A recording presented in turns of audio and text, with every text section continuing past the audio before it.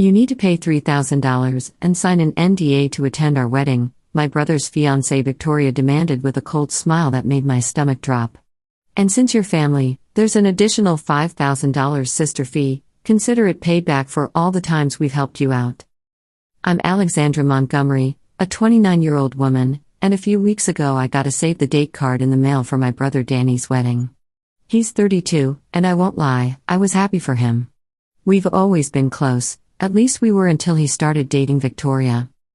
I tried to get along with her, but something about her always felt off.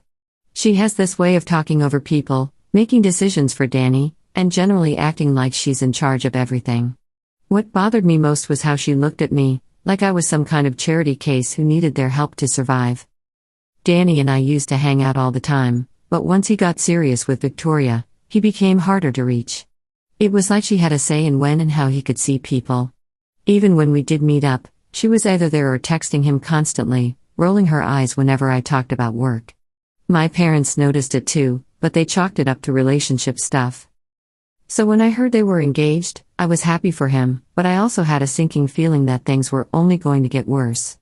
Victoria had already started dropping hints about how some people needed to step up for family events.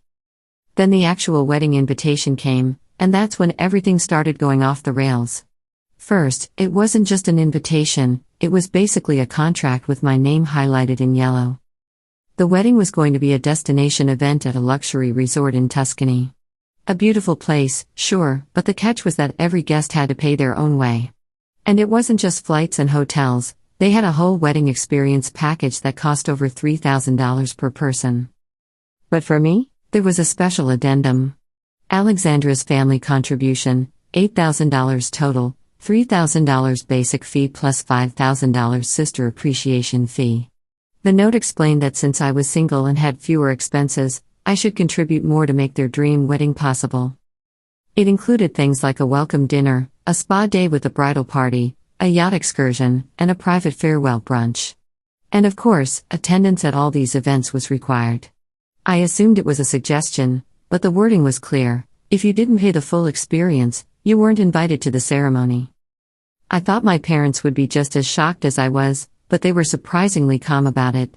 My mom said, "It's a lot, but it's Danny's big day and we want to be supportive. You can afford it, can't you?"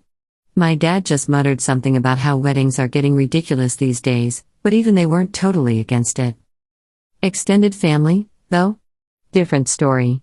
As soon as the invitations started going out, our family group chat blew up. Some cousins and aunts were already saying they wouldn't go because of the cost. Then I saw the part that made my jaw drop, the NDA. Buried in the invitation was a section that said all guests had to sign a non-disclosure agreement to attend.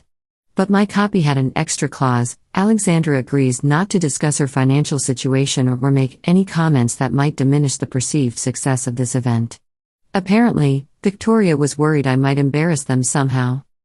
The NDA specifically said guests weren't allowed to post anything online, discuss any issues about the wedding, or mention the costs at all. Violating the NDA, it warned, could result in legal action, with special emphasis that I would be held to the highest standard of compliance. At first I thought this was a joke, but nope, it was real. Danny confirmed it when I asked him. He said it was just a precaution and that Victoria was really serious about protecting their image. "Are you okay with this?" I asked. He just shrugged, saying Victoria knows what she's doing. She's been to these high-end events before. The more I read the invite, the worse it got. Bridesmaids had to wear custom dresses from a specific designer, which they had to buy themselves. The groomsmen had their own strict dress code. The itinerary was packed with pre-wedding events, and none of them were optional. But what really got to me was the language about me specifically. There were multiple references to my situation and how I needed to show appreciation for family support over the years.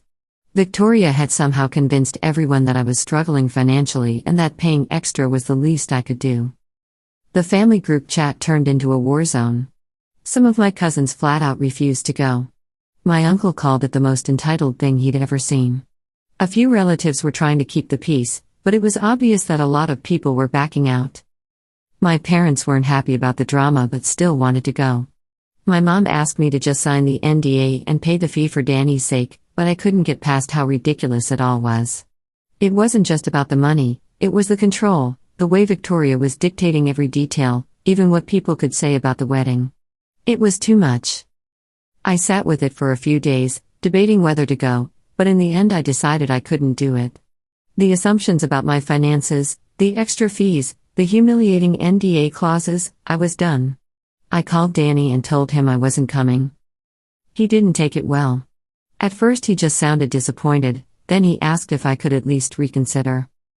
"I love you, but I'm not comfortable with everything you're asking," I told him. He got quiet for a long time before finally saying, "Victoria's going to be really upset. She was counting on your contribution." But even as he said it, I could tell it wasn't over. He wasn't arguing yet, but I knew my brother, and I could hear the hesitation in his voice. An hour later, I got a text from Victoria. It was long, passive-aggressive, and dripping with condescension. She said she was heartbroken that I was being selfish instead of supporting my brother. She said it wasn't that hard to just sign a piece of paper and show up, then ended it with, "I hope one day you understand what it means to truly support family instead of taking from them." I left her unread, but the messages kept coming. More relatives started dropping out, and the group chat exploded again. Someone sent a screenshot of a bridesmaid backing out because of the costs. Another cousin said they weren't signing an NDA for any wedding. A few family members were still going, but it was obvious that a lot of people were over it. Then my parents called. Not just my mom this time, both of them on speakerphone. They said Danny was devastated and that Victoria was beside herself with stress. They said I was being unreasonable and that family meant making sacrifices. "Just pay the fee, Alex," my dad said. "You're being stubborn." "I've made my decision," I told them. That's when my mom dropped the bomb. "If you don't go to your brother's wedding, then maybe you're not the family member we thought you were." The line went quiet. Then my dad's voice, harder than I'd ever heard it, "If you can't support Danny when he needs you most, then don't bother coming around here anymore. You're either family or you're not." I hung up, my hands shaking. They had just disowned me over a wedding fee and an NDA. After everything I'd built, everything I'd accomplished, they saw me as nothing more than a selfish burden who couldn't even support her own brother. Fine. If that's how they wanted to play it, they were about to learn exactly who they were dealing with. What they didn't know, what Victoria had never bothered to find out, was that I wasn't just some struggling event planner. I was Alexandra Montgomery, owner of Rosewood Manor, one of the most exclusive wedding venues on the East Coast. I had connections throughout the entire luxury wedding industry. Vendors who had worked with me for years. Suppliers who trusted my judgment completely. I reached for my phone and made one call. Just one call to my business partner at our venue management company. "Sarah, it's Alex. I need you to reach out to our entire vendor network. There's a wedding happening in Tuscany next week. The venue is Villa Serenissima. The client is Victoria Ashford. I want every florist, every caterer, every photographer in our network to know that this client has a history of non-payment and abusive behavior toward service staff. Spread the word." By tomorrow morning, Victoria's perfect wedding would be nothing but a memory. The morning after I told Danny I wasn't coming to the wedding, I woke up to missed calls from him. Then another. And another. A few minutes later, my phone buzzed, a long text. He was hurt, disappointed, asking if I would reconsider. He didn't understand why I was making such a big deal out of it. He said it was just an NDA and that he and Victoria had put so much effort into planning this wedding. He wanted me there. Before I could respond, another message popped up, this one from Victoria. It was long and condescending. She talked about how she'd tried to include me, how she thought I was better than this, and how she never expected me to abandon family over something so small. She said the NDA was just a formality, that plenty of people signed contracts for events, and that it was unfair I was making Danny suffer because I couldn't follow simple rules. She ended it saying she was disappointed, but hoped I would rethink my priorities before it's too late. I put my phone down. Before I could process it, my parents called. My mom sounded tired, like she'd been up all night. She told me Danny was really upset and that the wedding was huge for him. My dad wasn't saying much, but I could tell he wasn't thrilled about the drama. "Please just sign the NDA and pay the fee for Danny's sake," my mom asked. "I'm not going," I told her. Silence. Then a sigh. She didn't argue, but I could hear the disappointment. By midday, the family group chat had turned into a disaster zone. More people were backing out. A cousin posted they loved Danny but weren't spending thousands to follow strict rules. Someone else said they didn't appreciate being told what they could post online. One of my aunts tried to calm everyone down, but it wasn't working. Then Victoria joined in. She sent a long, angry message about how this was supposed to be the happiest time of her and Danny's lives, and how it was disgusting that people were making it about themselves. She accused certain family members, clearly me, of starting drama and ruining their special moment. She ended saying real family supports each other no matter what. More people left the chat. Danny called that night. This time he wasn't just disappointed, he sounded exhausted. He told me Victoria was beyond stressed and all this drama was making it worse. He didn't get why I was making this so difficult. He asked if I could just sign the NDA and come for him, not for Victoria. No, I told him. The call ended shortly after. By the next morning, even more guests had dropped out. A cousin messaged saying she'd privately told Danny she wasn't coming either. Apparently, he didn't take it well. People were backing out left and right, and it was getting to him. At that point I was frustrated, so I did something I don't normally do, I vented on Reddit. I didn't use real names or locations, but I laid out the situation, the expensive wedding, the NDA, the family ultimatum. I hit post and didn't think much of it. Then it blew up. By that evening, the post had thousands of upvotes. People were commenting non-stop, calling the NDA ridiculous and saying Victoria sounded controlling. Some said I should be glad I wasn't going. Others called the whole wedding a cash grab. There were even people sharing similar experiences, weddings with insane demands, bridezillas who pushed family away. Then private messages started rolling in. A few distant relatives I hadn't talked to in years reached out. Some had seen the post, others had heard about the drama through family. They all said the same thing, this wedding was out of control, and they were glad someone was standing their ground.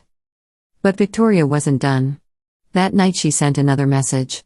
This time she wasn't pretending to be nice. She accused me of always being against her, of never supporting Danny, of trying to tear them apart. She said I had no idea what it was like to plan a wedding of this scale and that I was being selfish by refusing to just go along with it. I ignored it. Then my mom called again. She told me Danny had stopped responding to her texts. He wasn't talking to her, my dad, or anyone else who had backed out. She sounded worried. Later, one of my uncles, one of the few who had actually RSVP'd yes, called me. He said I did the right thing, that this whole thing was a mess, and that Danny was probably too deep into it to see how bad it was. Danny still hadn't replied to my last message. I didn't know if this would blow over or if I'd just lost my brother over a wedding. But one thing was clear, this was far from over. A few days later, things went from bad to worse.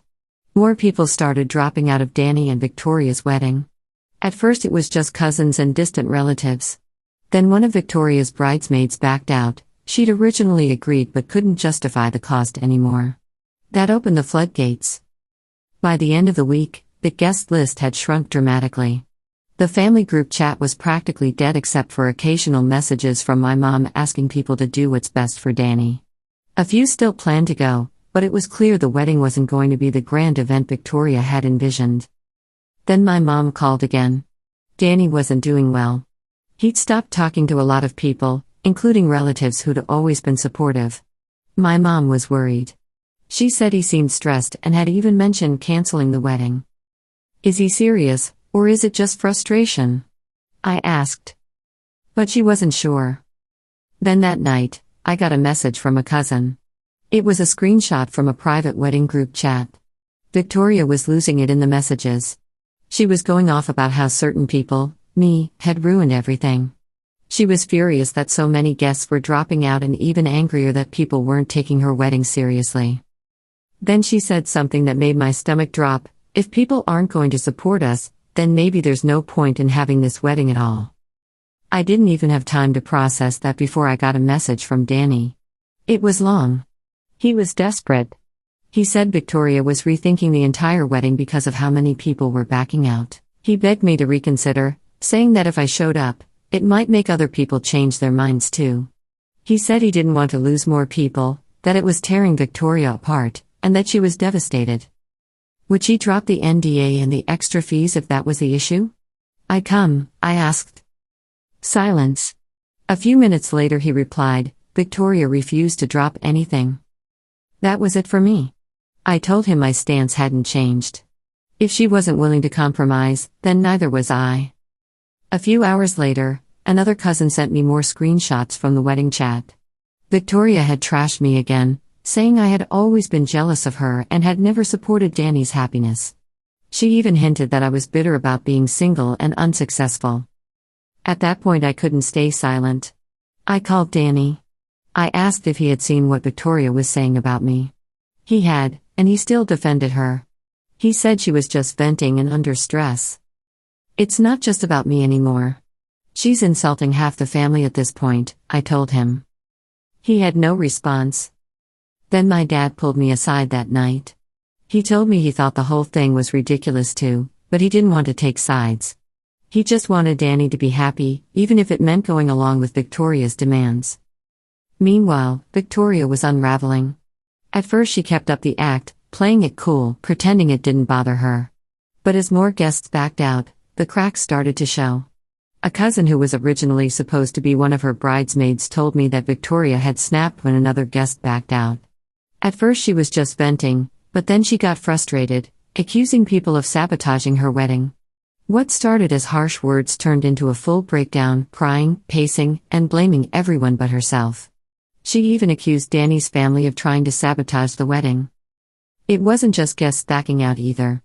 The vendors started dropping too. A florist backed out, claiming payment issues. Then a caterer canceled because Victoria's family was late on payments. At this point, even remaining guests started questioning if this wedding was happening. Then, in a last-ditch effort, Danny messaged me again. He offered to pay for everything, my flights, my hotel, my entire wedding package. He just wanted me there. But the NDA and fees still stood. I refused. You're going to regret this. This is a once-in-a-lifetime event, and you'll be missing one of the most important days of my life, he told me. Then Victoria blocked me. I checked Instagram later and I was completely blocked from her account. No mutual friends, no wedding updates, nothing. I wasn't even surprised. The family was still divided. Some people thought I should just suck it up and go for Danny's sake. Others told me I was absolutely doing the right thing. The group chat was dead. My parents were stressed, and Danny was barely talking to anyone. Then the rumors started. A cousin called saying they'd heard from someone close to Victoria that the wedding was either going to be downsized or postponed. They couldn't afford the original plan anymore, and with so many guests backing out, it was no longer the dream wedding Victoria wanted. I haven't heard from Danny since. At this point, I have no idea what's going to happen, but if Victoria is really reconsidering the wedding, then maybe, just maybe, Danny is starting to see the cracks too. A week after everything started falling apart, a cousin who had backed out called me. He had serious tea. Apparently, at one of Victoria's last remaining bridal events, she lost it in front of the bridesmaids. She wasn't just upset, she was furious about the guest list shrinking. She started ranting about how if people didn't want to support their love, then maybe she and Danny should just elope instead. The cousin who overheard wasn't sure if she was serious or making a point, but either way, it wasn't good. Then 2 days later, I got another call from my mom. Danny wasn't doing well. He'd had a full meltdown in front of my parents. He told them he felt trapped. He wanted this wedding to go smoothly, but with so many people backing out, Victoria had been putting all the pressure on him. He felt caught in the middle, trying to please her while watching his family pull away. For the first time, my mom admitted she thought Victoria was being unreasonable. Up until now, she'd been trying to keep the peace, but after seeing Danny like that, she finally saw how much stress this situation was putting on him. Then the rumors started flying. One of my aunts who was still invited heard from another guest that Victoria was thinking about canceling the wedding altogether. Apparently, she told a friend that if enough people weren't going to be there, then it wasn't worth having the wedding at all. It wasn't just guests dropping either. More vendors started bailing. First, the venue had issues with late payments from Victoria's family. Then another caterer pulled out. It was like a domino effect, one thing after another kept going wrong. The morning of what was supposed to be Victoria and Danny's wedding day, I was sitting in my office at Rosewood Manor when my phone started buzzing. Text after text from family members. Alex, something's wrong with the wedding. All the vendors are canceling.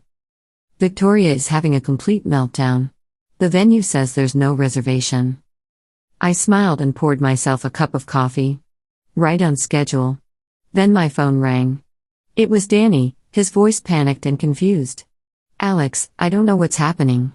The florist just called and said they can't fulfill our order due to client reliability concerns. The caterer backed out this morning. Even the photographer just canceled. Victoria is losing her mind. She's convinced someone is sabotaging us, but I don't understand how this could all happen at once. That's terrible, Danny, I said calmly. Did you check if all the payments went through properly? Yes. Victoria's parents paid all the deposits. But now everyone is saying they won't work with us. It's like we've been blacklisted or something. There was a pause. In the background, I could hear Victoria screaming at someone on another phone. Alex, Danny said slowly, Victoria just told me something strange. She said the venue is claiming they never confirmed our reservation. But we paid them months ago. How is that even possible? I don't know, Danny.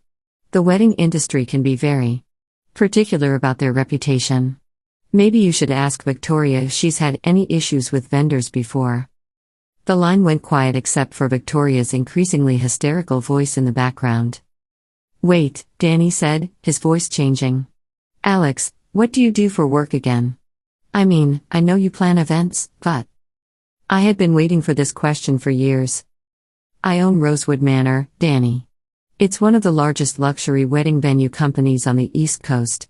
I have professional relationships with vendors across the entire industry. Silence. Complete silence. You. What? I've been trying to tell the family for years, but no one ever seemed interested in hearing about my work.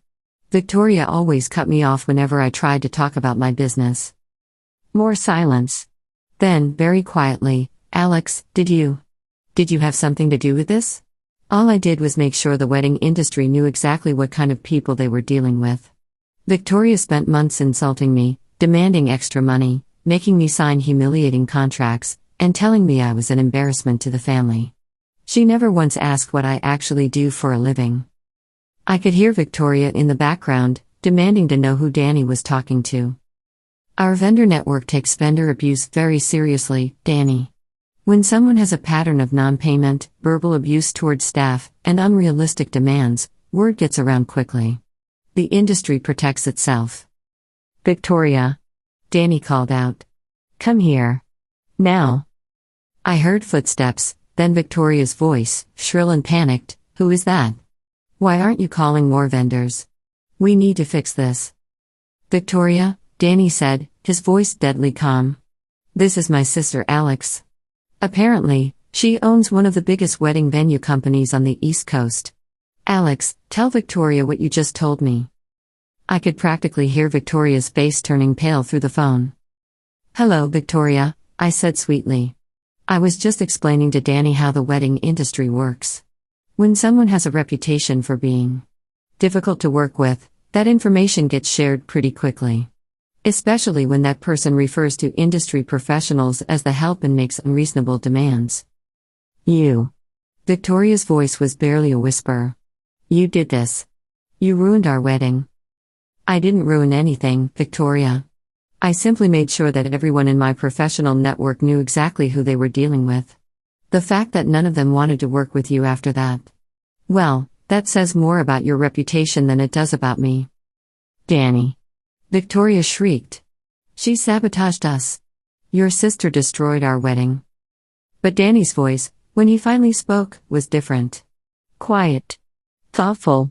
Victoria, he said slowly, Alex is successful enough to own a multi-million-dollar business, and we've been treating her like she needed our charity. We demanded she pay extra fees because we thought she couldn't afford it. We made her sign an NDA because you said she was embarrassing. And when she tried to tell us she wasn't comfortable with it, we disowned her.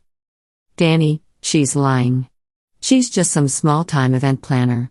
Look at how she dresses. Look at where she lives. Where do I live, Victoria? I interjected. Have you ever actually been to my house? Silence. I live on the grounds of my venue, Victoria. In a restored 19th century manor house. I dress practically because I'm usually working with vendors and clients. I don't need to prove my success with designer clothes and Instagram posts. This is insane, Victoria whispered. This can't be happening. It's happening, Danny said. And honestly, Victoria, we deserved it. We treated my sister like garbage. We assumed she was beneath us. We never even bothered to ask about her life or her work. We just decided she was a failure and treated her accordingly. Danny, you can't be taking her side. I'm not taking anyone's side, Victoria. I'm just finally seeing the truth. My sister is successful, generous, and kind. And we repaid that by demanding money from her and making her sign contracts like she was some kind of threat.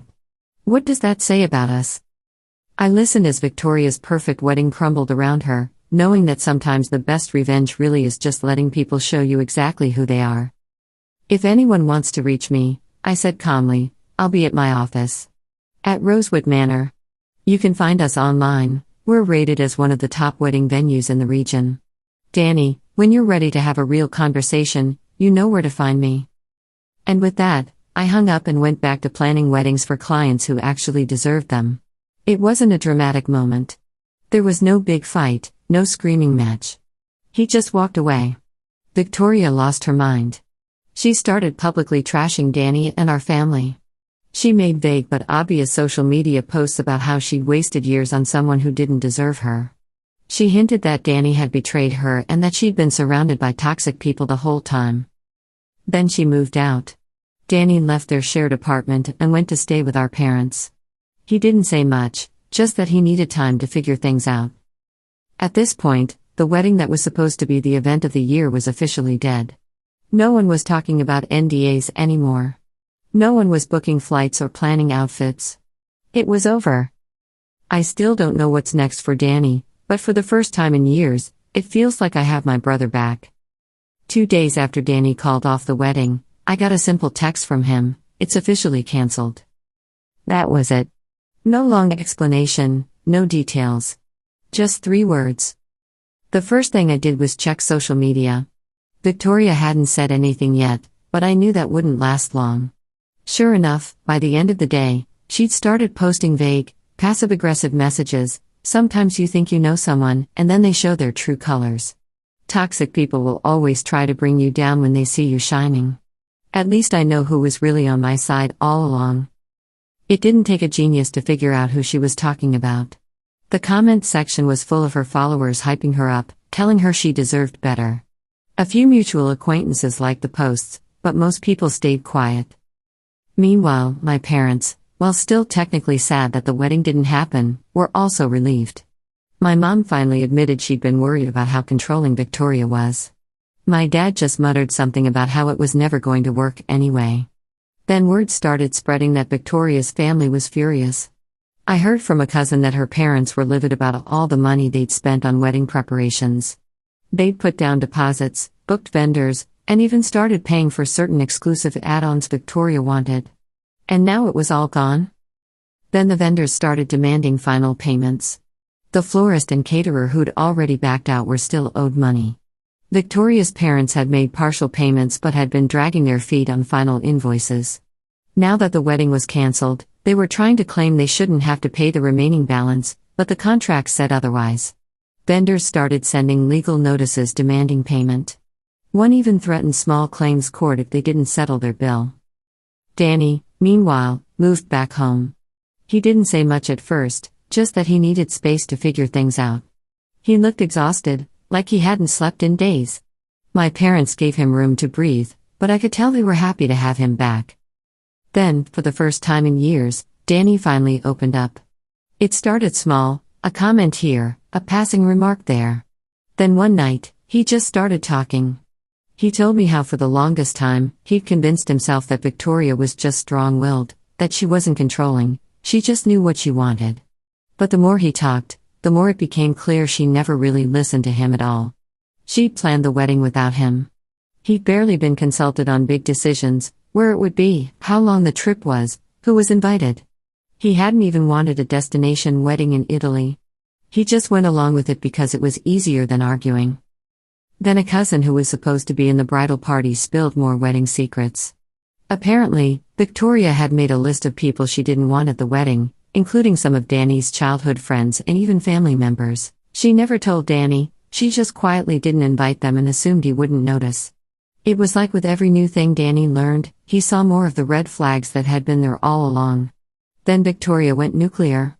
She started telling people that Danny owed her compensation for wasting her time.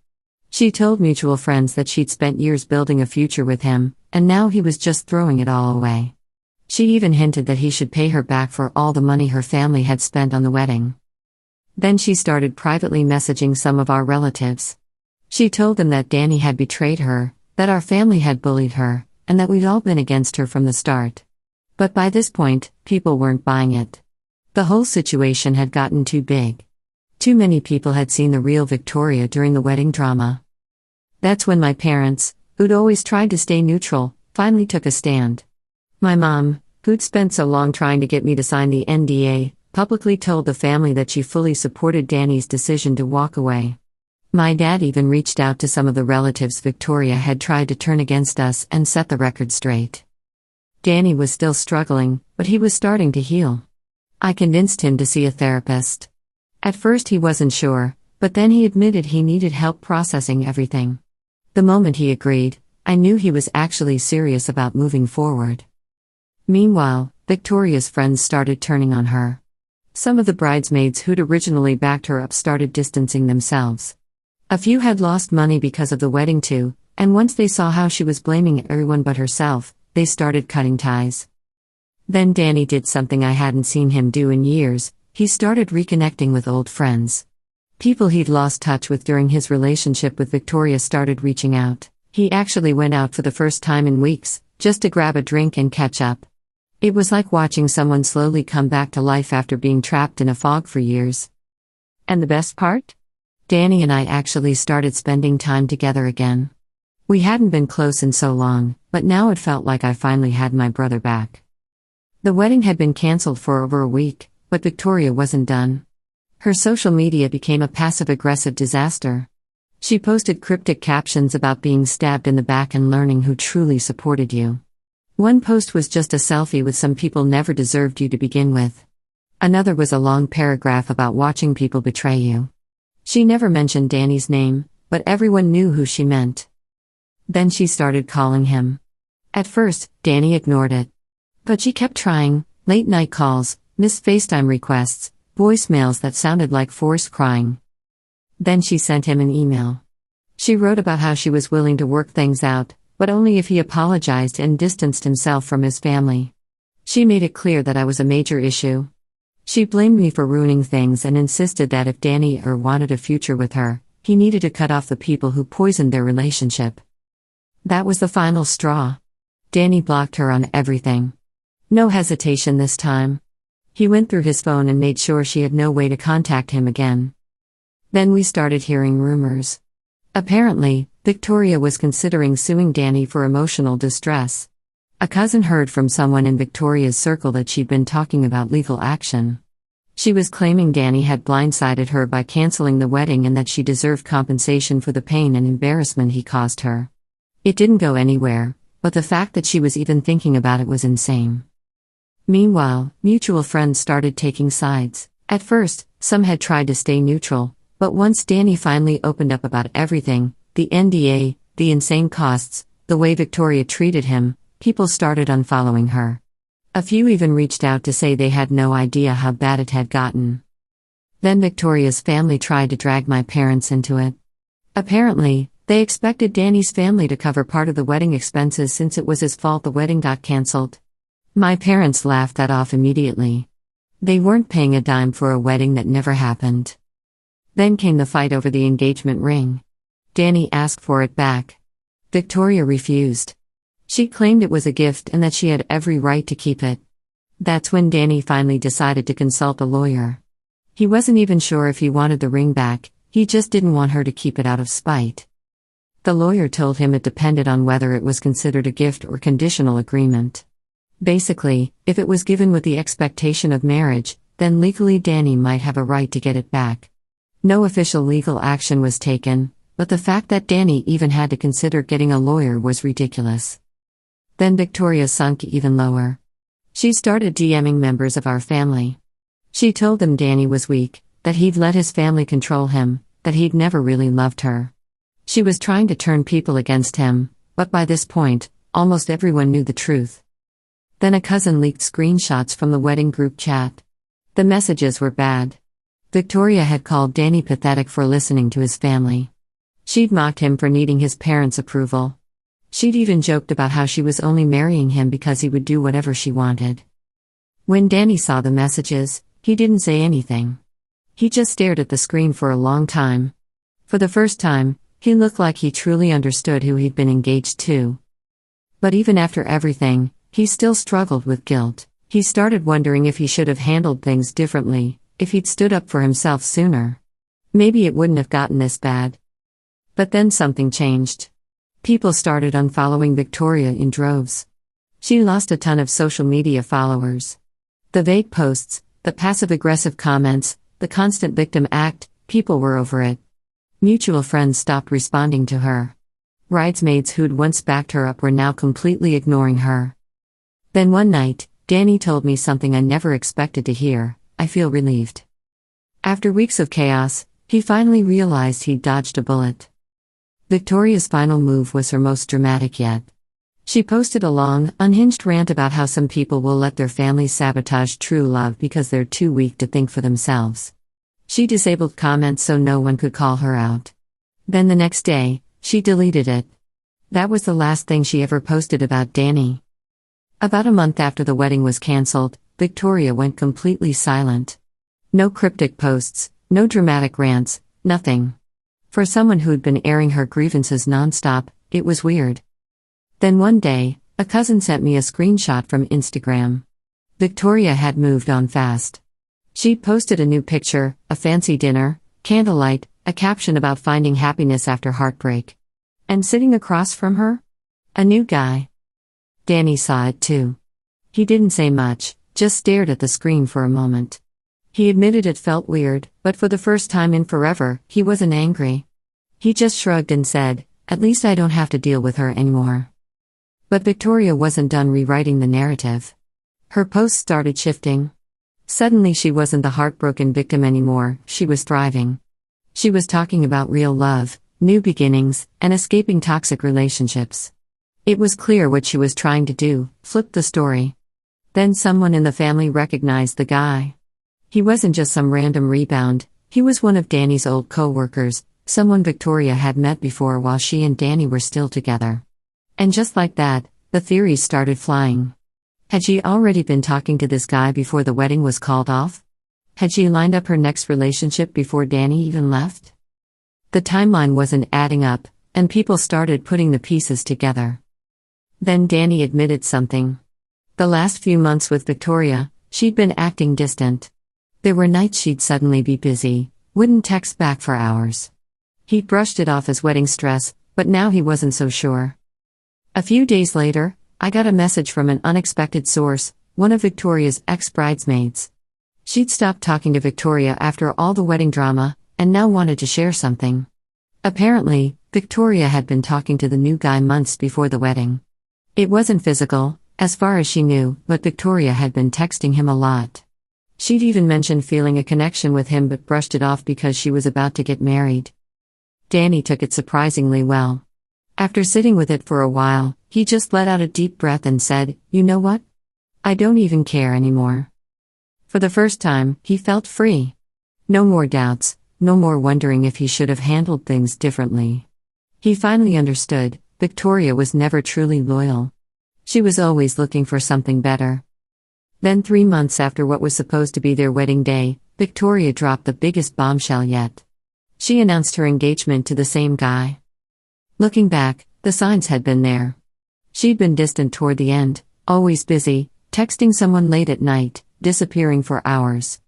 At the time, Danny had brushed it off as wedding stress, Now it was clear she'd already been checked out before the wedding was even called off. People lost their minds. The same followers who'd sympathized with her breakup post started questioning the timeline. Comments were filled with people asking how she'd gone from heartbreak to engagement so fast. Danny saw the post and, for the first time in this entire mess, he laughed. A real, genuine laugh.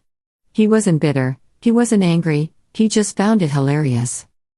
The best part? By then, he'd started rebuilding his life. He'd moved out of our parents' house and into his own place. He was going out with friends again. He'd even gotten a promotion at work, something that never would have happened if he'd still been stuck in wedding planning chaos with Victoria. Therapy was paying off too. He'd stopped blaming himself for everything. He understood now that it wasn't about him not being enough. Victoria was always going to be like this. She just wanted control. Then, just when we thought she was finally gone for good, Victoria reached out one last time. She sent Danny a long message claiming he never deserved her, that she'd found a real man, and that he would never be happy without her. Danny didn't even respond. He laughed, blocked her, and moved on for good. It's been a year since Danny called off the wedding, and honestly, I've never seen him doing this well. He's in a new relationship now, and this time it's actually healthy. No weird ultimatums, no controlling behavior, no endless drama. His girlfriend is kind, supportive, and most importantly, she treats him like an equal.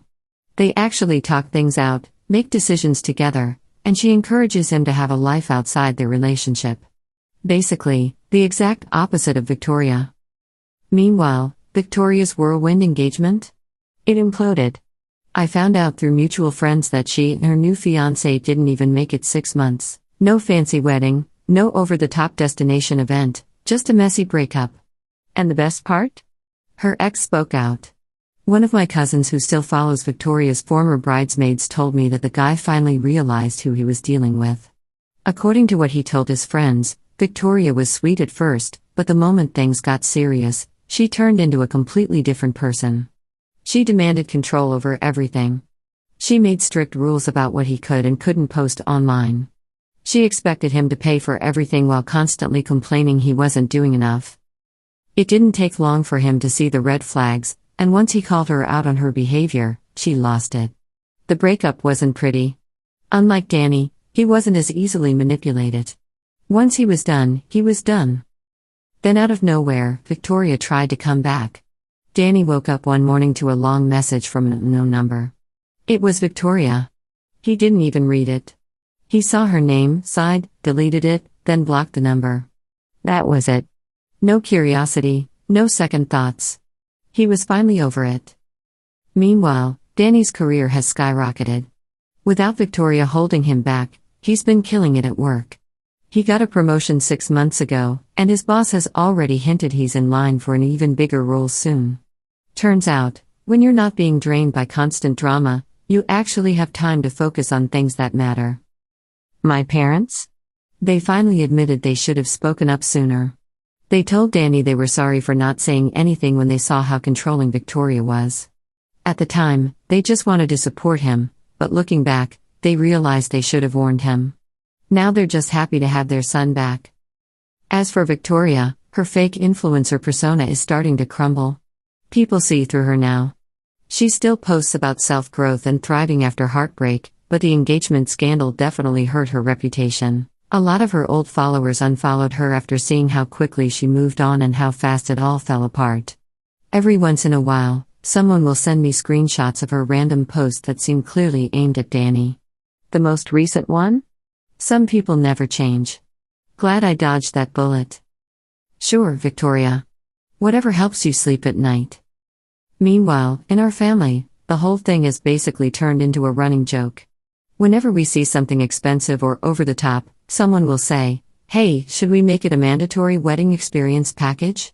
Or if anyone starts over-explaining something, we'll say, "Sign the NDA first." Even Danny laughs about it now. A few months ago, we took a sibling trip together, just the two of us. The first time in years we actually hung out like that. No tension, no Victoria drama, just us being siblings again. And honestly, that's the best part of all of this. Victoria tried to break Danny. She tried to isolate him, control him, and make him feel like he needed her. But in the end, she's the one who lost. Danny got his life back, he got his family back, and now he's happier than he's ever been. Sometimes dodging a wedding invite is the best decision you'll ever make. 3 months after Victoria's whirlwind engagement collapsed, she started reinventing herself. Her social media was suddenly filled with posts about self-growth and escaping toxicity. She branded herself as a self-love influencer, constantly talking about how she'd healed from the past and learned to thrive alone. The irony? She was clearly still bitter. Every few weeks, she'd drop not-so-subtle jabs about people who let their families ruin their lives or weak men who can't think for themselves. The captions were different, but the message was always the same: she was still obsessed with Danny. Then out of nowhere, Danny got an email. It was from Victoria. It was long and dramatic. She claimed she'd matured and wanted to have a real conversation to clear the air. She said she'd moved on but wanted closure so they could both heal properly. Danny showed me the email, and we both just stared at the screen. At this point, everyone told him to ignore it. My parents, mutual friends, even Danny's girlfriend said it wasn't worth it. But I could tell there was a part of him that was curious about her angle. Then a mutual friend dropped some major tea. Apparently, Victoria's influencer career had taken a major hit. The wedding fallout had hurt her reputation. Brands were wary of working with someone who'd been publicly tied to such a messy situation. Sponsorship deals slowed down, and with all the money she and her family had poured into the wedding, she was struggling to keep up her lifestyle. The wedding vendors she and her family had stiffed? Some were still trying to take legal action. Her social media presence was shrinking fast. The engagement fallout had ruined her credibility. People didn't trust her anymore. Brands had stopped reaching out, and her sponsored posts had dried up. She wasn't reaching out to heal, she was trying to use him for content. Danny finally read the email in full, and it was exactly what we expected: manipulative, vague, and full of guilt-tripping language. It wasn't a real apology. It was her trying to rewrite the story again, this time with her in control of the narrative. Danny didn't respond. He didn't tell her off, he didn't argue, he didn't give her the attention she desperately wanted. He just let her stew in silence. Then Victoria did what she always does when she doesn't get her way: she had a meltdown online. She posted a long, dramatic rant about how some people can't handle the truth and are too weak to face their past mistakes. It stayed up for a few hours before she deleted it, but by then enough people had seen it. And the general reaction? No one cared anymore. People were tired of her drama. And then we heard the final piece of karma. Victoria had to move back in with her parents. Her financial troubles had finally caught up with her, and without the influence or income she'd relied on, she couldn't keep up with her lifestyle. Meanwhile, Danny's life? The complete opposite. He was thriving. He and his girlfriend were planning a big vacation together, something he never would have been able to do if he'd married Victoria. His job was going better than ever, and for the first time in years, he actually felt like his own person. Victoria, however, was still trying to stir the pot. She started reaching out to mutual friends, hoping someone would convince Danny to talk to her. Nobody took the bait. Then the ultimate irony. One of the cousins who leaked Victoria's wedding group chat rants got invited to an event where Victoria was. Instead of confronting them, Victoria pretended they'd never met, just acted like none of it had ever happened. At this point, Danny finally admitted he didn't feel any anger toward her anymore. Just relief. He dodged a bullet, and now he was finally free.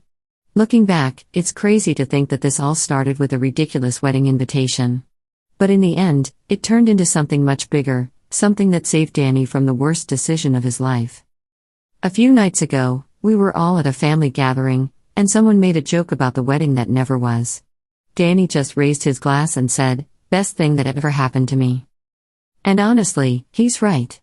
Victoria thought she was punishing him by making those impossible demands, by trying to control every aspect of their wedding, by forcing people to choose between her rules and their principles. But in reality, she gave him the greatest gift of all: she showed him exactly who she really was before it was too late. But there's something Victoria never knew. Something that would have changed everything if she'd bothered to actually get to know me instead of dismissing me as a broke little sister who needed their charity. You see, All those months she spent demanding I pay extra fees and sign humiliating NDAs, talking about how I was embarrassing to be around and needed to know my place. She had no idea who she was actually dealing with. While she was struggling to maintain her fake influencer lifestyle and begging her parents to cover wedding costs, I was running a multi-million-dollar business. That fancy resort in Tuscany she chose for her dream wedding? I didn't just know the venue, I had connections throughout the entire industry. One phone call from me, and every vendor, every caterer, every florist in that network knew exactly what kind of people they were dealing with. Victoria thought she could use money and contracts to control people, to force them into submission. She thought she held all the power. But real power isn't about making demands or signing NDAs. Real power is quiet, respectful, and earned through years of building relationships and treating people right. Now Danny is with someone who actually loves and respects him. He's successful at work, close with his family, and genuinely happy. Meanwhile, Victoria is still playing victim on social media, moving from one failed relationship to another, burning bridges wherever she goes. The best revenge isn't getting even, it's living well. And Danny? He's living his best life. As for me? I learned that sometimes the people who look down on you the most are the ones who have the most to lose when they finally discover who you really are. Thanks for watching. If you like this video, please consider subscribing and pressing the like button.